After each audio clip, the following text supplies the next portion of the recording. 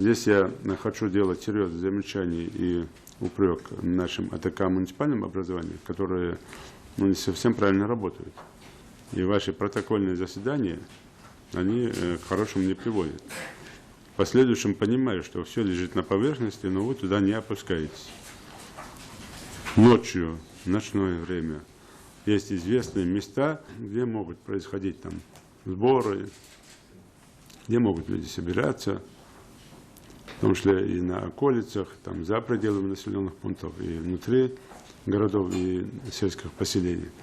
Но почему-то ни власти муниципальные, ни органы правопорядка МВД, которые должны патрулировать, смотреть, особого внимания не уделяют. Поэтому некоторые бандиты себя чувствуют более чем свободно, не совсем добросовестно и в оперативном плане, и в плане работы АТК на них уделяется внимание.